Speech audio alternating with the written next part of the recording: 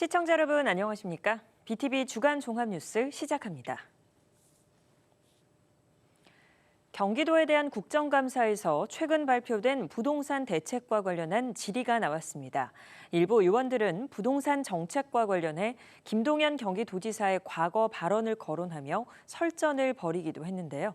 국감에서 제기된 주요 내용을 정리했습니다. 백창현 기자가 보도합니다. 20일 경기도청에서 진행된 국회 국토교통위원회 국정감사.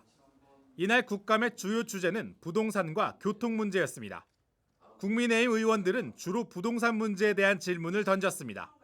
김은혜 국민의힘 의원은 김동연 경기도지사의 과거 발언을 두고 당시와 지금은 다르냐고 지적했습니다. 김 지사가 후보 시절이었던 지난 2022년 기자회견을 통해 경기도 투기과열지구와 조정대상 지역이 전면 재검토돼야 한다고 말한 것을 비교한 겁니다. 부동산 결정이 고민되실 때 3년 전, 4년 전 새물결 후보일 때 김동연과 또 민주당 후보일 때 김동연과 지금 경기도지사인 김동연이 달라서는 안 된다고 생각합니다. 이에 대해 김동연 지사는 과거와 지금의 여건이 다르다며 옛 이야기를 끌어내는 것은 부적절하다고 답했습니다. 제가 만약에 경제를 책임지는 자리에 있었어도 비슷한 부동산 대책을 만들었을 겁니다. 근데 그걸 가지고 너는 옛날에 이런 얘기하지 않았느냐, 옛날에 저렇게 하지 않았냐 얘기하신다면은 정말 맞지 않는 말이죠. 지역 현안에 대한 질의응답도 이어졌습니다. 염태영 의원은 경기도를 관통하는 GTX-C 노선의 신속 진행과 경기 남부광역철도 유치에 힘써달라고 요청했습니다. 또 이를 위해 정부 예산 증액을 경기도 차원에서 요구해야 된다고 말했습니다. GTX DEF 사업 예산을 별도로 관리한다든지 신규 사업 예산 규모를 20조 정도 증액하는 것에 대해서는 어떻게 국토부가 그만큼의 노력을 하고 계신가요? 이에 대해 경기도는 다각도로 철도 유치에 노력하겠다고 답했습니다. 이 밖에도 윤종근 의원은 안성 소재부품 장비 특화단지인 동신산업단지가 농업진흥구역을 끼고 있다며 이를 해제하기 위해 경기도가 심의를 통과시켜달라고 요구했습니다. 한편 이날 국정감사에서는 국민의힘 의원들이 김현지 대통령실 제1부속실장에 대한 자료를 요구하면서 소란이 벌어졌습니다. 맹성규 국토위 위원장은 관련 자료가 있는지 여부를 답을 주면 될 듯하다고 정리했습니다. BTV 뉴스 백창현입니다. 경기도를 대상으로 한 국회 국토교통위원회 국정감사에서 경기국제공항을 적극 추진해야 한다는 주문이 나왔습니다. 김동연 경기지사는 내년에 시작되는 제7차 공항개발 종합계획에 경기국제공항이 반영될 수 있도록 노력하겠다고 답했습니다. 이재문 기자가 보도합니다. 지난해 말 4단계 확장 공사를 끝낸 인천국제공항. 연간 1억 600만 명을 수용할 수 있는 규모로 커졌습니다. 하지만 2042년에는 연간 1억 3천만 명이 이용하게 돼 다시 포화 상태에 이르게 될 거라는 전망이 나옵니다. 경기도가 추진하고 있는 경기국제공항은 인천국제공항의 수요를 분담하기 위한 목적이 있습니다. 경기도는 화성시와 평택시, 이천시를 국제공항 후보지로 발표한 바 있습니다. 경기도 국정감사에서 수원시를 지역구로 둔 염태영 의원은 용인과 이천, 평택과 화성, 안성 등 K반도체 벨트가 형성된 경기 남부 지역에 특화된 경기국제공항의 적극적인 추진을 주문했습니다.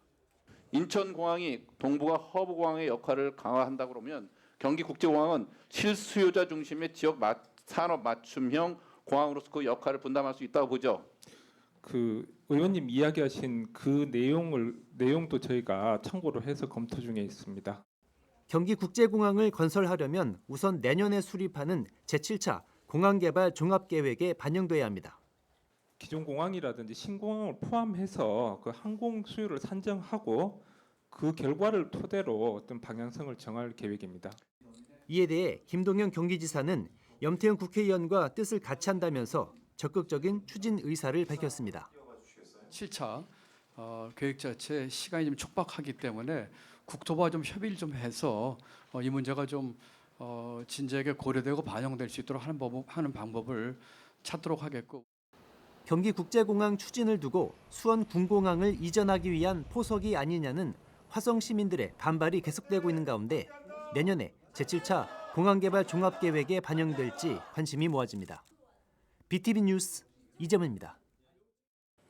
지능형 교통체계 구축 사업과 관련해 뇌물수수 혐의를 받는 공무원과 경기도 의원들이 잇따라 구속된 가운데 이민근 안산시장도 최근 경찰 소환 조사를 받은 것으로 전해졌습니다. 이와 관련해 시민사회단체가 기자회견을 열어 시장을 규탄하고 나섰는데요. 이 시장은 뇌물수수 의혹은 전혀 사실이 아니라는 입장입니다. 임세혁 기자가 보도합니다. 안산시민사회연대와 안산민중행동 등 지역 시민단체들이 안산시청 앞에 모였습니다. 이들은 이민근 안산시장이 지능형 교통체계 구축 사업 관련 뇌물수수 혐의로 경찰 소환 조사를 받은 사실이 알려지면서 시민들의 분노와 실망이 커지고 있다며 비판을 쏟아냈습니다. 부하 직원의 비위를 질타하던 시장 본인이 같은 사건에 연루된 피의자 신분으로 경찰 조사를 받은 아이러니한 상황에 안산시 행정에 대한 시민의 신뢰는 여지없이 무너져 내렸다. 최근 이민근 시장이 프랑스 등 해외 출장을 다녀온 부분에 대해서도 지적했습니다. 경찰 조사를 받는 와중에 해외 출장이 웬 말이라며 시민들에게 사과할 것을 요구했습니다. 이민근 시장은 시민들의 의혹을 외면한 해외 출장에 대해 사과하고 당장 안산 시민 앞에 직접 나서 이번 사태에 대한 명확한 해명에 책임 있게 행동하라. 한편 이민근 시장은 해외 출장은 오래전에 잡힌 일정이기에 취소할 수 없는 상황이었으며 그 성과도 컸다는 입장입니다. 경찰 수사와 관련해서는 지난 15일 입장문을 발표한 바 있습니다. 입장문에서 이 시장은 시민들께 심려를 끼쳐드려 송구하지만 뇌물수수 의혹은 전혀 사실이 아니라고 강조했습니다. 경찰 수사에 성실히 협조하고 있으며 앞으로도 시정의 투명성과 공정성을 위해 최선을 다하겠다고도 밝혔습니다. 시민사회단체의 비판 속에서 시장은 결백을 주장하고 있는 가운데 경찰 수사 결과에 온 시민이 촉각을 곤두세우고 있습니다.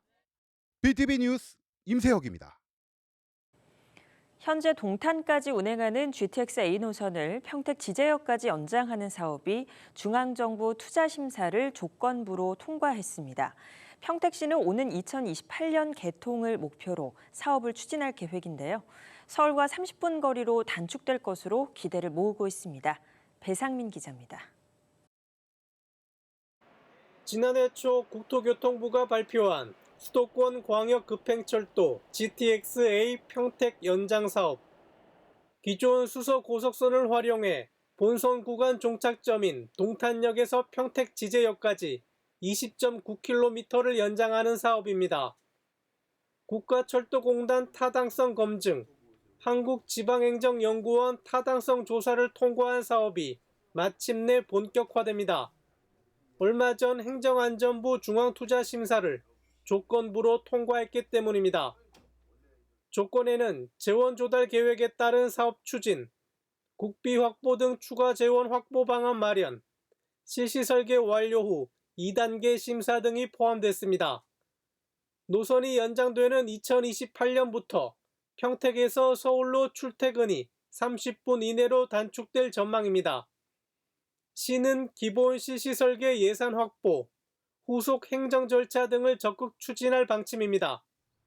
관건은 사업비, 원인자 사업으로 전액 시비로 추진되는 만큼 국비 확보가 절실합니다. 시는 지제역세권 공공주택지구 광역교통개선대책 사업비를 반영하기 위해 국토부 LH와 협의 중이라고 설명했습니다. BTV 뉴스 배상민입니다. 안양 평촌 신도시의 재건축 선도지구인 민백블록도 특별정비구역 지정을 신청했습니다. 세 차례 자문을 거쳐 사회 기반 시설인 SOC를 확충하는 것으로 일부 계획을 수정했는데요.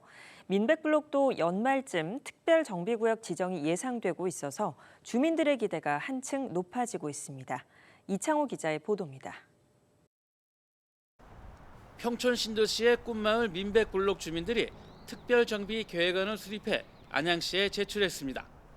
지난 7월 특별정비계획 초안을 제출한 이후 세 차례 자문을 거쳤고 여러 의견을 대폭 반영해 특별정비계획 최종안을 마련한 겁니다. 민백블록 재건축 추진준비위원회는 연말로 예정된 안양시의 특별정비구역 지정 고시를 한껏 기대하고 있습니다. 네, 7월 말에 특별정비계획 초안을 제출하고 8월 중에 이제 비대면 자문과 8월 말에 1차 대면 자문, 9월에 2차 대면 자문을 거쳐서 자문위원들의 의견을 전폭적으로 수용하고 거기에 따라 올 연말까지의 특별정비 수립 및 고시는 무리 없이 진행될 거라고 기대하고 있습니다. 민백블록은 당초 계획과 같이 용적률 330%로 계획안을 제출했습니다. 다만 공공기여금은 국토교통부 산정 기준에 따라 당초보다 440억 원 정도 많은 1,300여 원이 됐습니다. 특별정비계획 최종안에는 안양시와 전문가들의 의견도 대폭 반영했습니다. 민백블록 준비위는 자문 의견에 따라 공공기여로 제시한 공원 지하 환승 주차장에서 인덕원 동탄선 지하철역까지 연결 통로를 건설하는 계획을 추가했습니다. 예, 민백블록은 인동선 안양시 도매시장역에 인접한 초역세권 단지입니다. 그래서 이러한 초역세권 단지의 이점을 살리기 위해서 공원 지하에 환승 주차장을 건설해서 안양에 기부 체납하는 안을 제안을 했고요. 또 안양시 자문 과정에 환승 주차장과 그 지하철역을 지하로 연결하는 통로를 환승 주차장에 건설을 해서 이와 함께 아이부터 노인들까지 모든 세대가 이용할 수 있는 복합 복지 시설도 자문 의견에 따라 최종안에 반영했습니다. 저희 민백도 마찬가지고 특징이 이 단지 구성이 아이들하고 그다음에 어르신들이 많이 계시는 곳이잖아요. 다른 블록보다 특히나. 그래서 그 문화센터는 앞으로 그 아이들의 교육이나 또 이제 노인분들, 어르신들의 케어, 그런 것들을 다 건강 케어를 다 담당할 수 있는 그 SOC로 확충될 예정이라고 들었습니다. 재건축 선도직으로 지정된 이후 1년 동안 사업 준비에 박차를 가해온 평촌 민백블록 재건축 추진준비위원회. 특별정비구역 지정이란 첫 번째 단추가 잘 끼워져 결실로 이어지길 간절히 바라고 있습니다. BTV 뉴스 이창호입니다.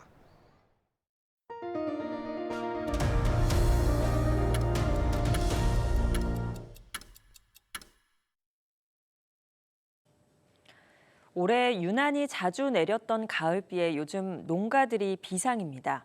가을 배추는 물러 썩고 제때 수확을 하지 못한 논에는 병충해까지 돌고 있는데요. 기후 변화에 맞는 품종 변화가 필요하다는 목소리까지 나오고 있습니다. 김효승 기자입니다. 다음 달 출하를 앞둔 가을 배추밭입니다.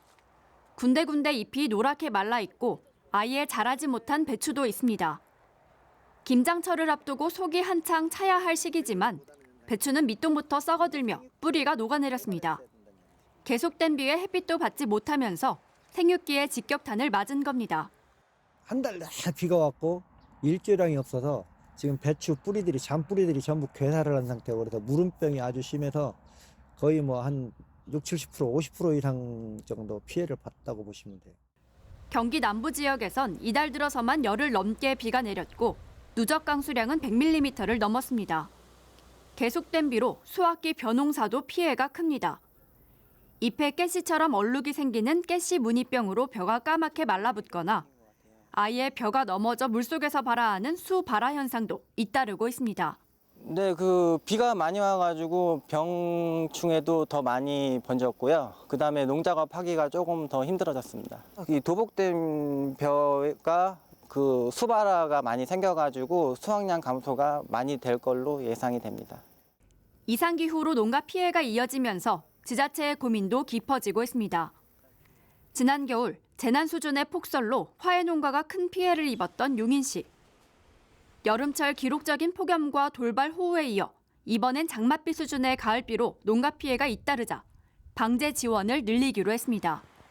또 기후변화에 맞춰 품종 전환과 대체작물 도입도 준비하고 있다고 밝혔습니다.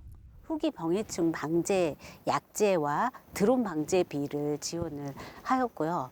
또 중만생종인 추청벼에서 품종 전환으로 청품이나 해강의 중생종 품종을 재배할 수 있도록 실증 시험을 하고 있습니다. 이상기후가 반복되면서 농업 현장은 단순한 재해를 넘어 생존 위기에 직면해 있습니다. BTV 뉴스 김효수입니다. 군포시가 카페 창업에 도전하는 청년들을 위한 교육 프로그램을 마련했습니다. 각종 메뉴를 직접 만들어 창업에 동기부여를 해주고 있는데요. 미래를 향한 열정으로 가득 찬 배움의 현장을 권예솔 기자가 다녀왔습니다. 밀가루에 버터를 넣고 정성스레 반죽을 빚습니다. 제빵의 기본은 정확한 계량. 레시피를 꼼꼼히 확인하며 재료를 넣고 손끝으로 모양을 만들어갑니다. 잠시 후 알맞게 구워진 스콘의 고소한 냄새가 퍼집니다. 수강생들은 한 입씩 맛을 보고 재료의 비율을 분석하며 각자만의 조리 노트를 완성해갑니다. 처음 만져보는 도구와 재료가 낯설지만 이들의 눈빛은 누구보다 진지합니다. 군포시 청년공간 플라잉에서 진행 중인 청년 성장 프로젝트 다시 업글 챌린지. 이번 달 주제는 디저트로 나만의 메뉴를 만들고 운영 방식을 배우는 수업이 이어지고 있습니다. 매주 화요일과 목요일 저녁 15명의 청년이 이곳을 찾아 기술을 배우고 있습니다. 서툴던 손놀림도 서로의 노하우를 나누며 점점 능숙해지는 중입니다. 원래는 카페에서 경험이 조금 있는 편이라서 음료 위주로는 많이 경험을 했지만은 디저트 쪽으로는 좀 부족한 부분이 있어서 이 프로그램을 지원하게 돼서 도움이 나중에 될 것 같습니다. 아무래도 제가 취업을 하는 게 소원이라서 어느 곳이든 취직하는 게 제 소원입니다. 아무래도 나중에도 좀 써먹을 수 있는 기회가 오지 않을까 싶습니다. 군포 청년 성장 프로젝트는 취업에 어려움을 겪는 청년들에게 다시 도전할 기회를 주기 위해 마련된 무료 실무 프로그램입니다. 4월부터 매달 카페 창업을 주제로 바리스타와 음료, 베이커리 등 다양한 교육이 진행됩니다. 참가자들이 만든 메뉴 가운데 하나를 뽑아 청년공간 플라잉 카페에서 실제로 판매하고 우수 수강생에게는 근무 기회도 제공합니다. 단순히 역량 강화만 해서도 그렇고 일경만 하기에도 약간 부족한 점이 있을 것 같아서 두 개를 모두 동시에 할 수 있는 이 프로그램을 구성을 해가지고 이분들이 다시 새롭게 도전을 할 수 있는 그런 걸 지원할 수 있는 프로그램을 만들어서 서툴던 손끝에서 시작된 도전이 경험으로 쌓이며 자신감이 되고 꿈으로 이어지고 있습니다. 군포 청년공간 플라잉에서 청년들의 꿈이 오늘도 조금씩 업그레이드 되고 있습니다. BTV 뉴스 권예솔입니다. 평택 직할 세관이 수출 중소기업의 자금 부담 완화를 위해 다음 달 25일까지 세정 지원 집중 기간을 운영합니다. 납부기한 연장과 분할 납부, 수입 부가세 납부 유예 등의 지원이 이뤄지며 지역 85개 기업이 주요 대상입니다. 세관은 맞춤형 상담과 안내를 통해 기업별 실질적 세정 지원을 강화할 계획입니다.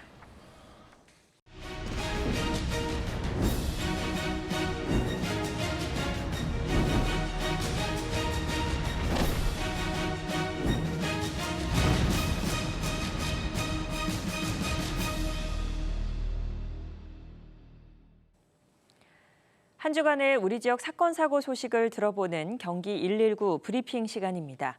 경기도 소방재난본부 이재현 소방위와 함께합니다. 안녕하십니까? 네, 안녕하십니까? 네, 주요 사건 사고 소식 전해주시죠. 먼저 화재 소식입니다. 10월 16일 목요일 새벽 1시쯤 평택시 세교동의 한 아파트에서 화재가 발생했습니다. 방 안에서 불꽃이 보인다는 신고를 받고 소방대가 출동했습니다. 신고자는 불길을 보고 진화를 시도하기 위해 소화기를 들고 현관 밖으로 나왔지만 불이 커지면서 대피한 것으로 전해졌습니다. 소방은 옥내 소화전을 활용해 신속하게 화재를 진압했으며 이 화재로 한 명이 연기를 흡입해 병원으로 이송됐습니다.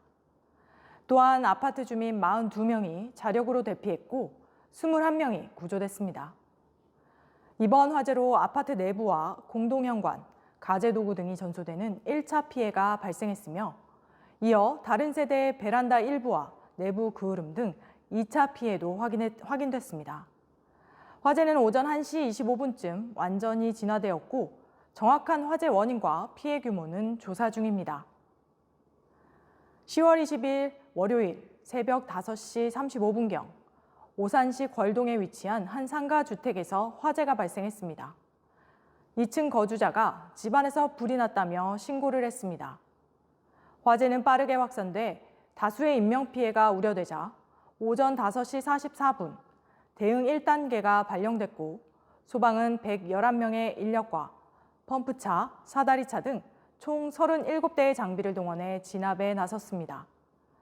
현장에서는 총 13명이 구조됐으며 이 과정에서 30대 여성 1명이 의식장애로 중상을 입었고 연기를 흡입한 주민 8명은 분산 이송됐습니다. 불길은 6시 20분쯤 완전히 잡았으며 2차 인명 검색을 진행해 추가 피해 여부를 확인했습니다. 오전 6시 44분쯤 대응 1단계가 최종 해제됐고 현재 정확한 화재 원인과 재산 피해 규모는 조사 중입니다. 다음은 구조구급 소식입니다. 10월 18일 토요일 오전 10시 50분경 화성시 서신면의 한 갯벌 체험장에서 남성 2명이 갯벌에 고립됐다는 신고가 접수됐습니다. 갯벌 체험 중 물이 차오르면서 이동이 어려워졌고 주변 목격자가 119에 신고한 것으로 알려졌습니다. 현장에 도착한 소방은 갯벌 특성상 접근이 어려워 오전 11시 40분경 소방 헬기와 호이스트 장비를 이용해 60대 남성 2명을 순차적으로 안전하게 구조했습니다. 다행히 인명피해는 없었습니다.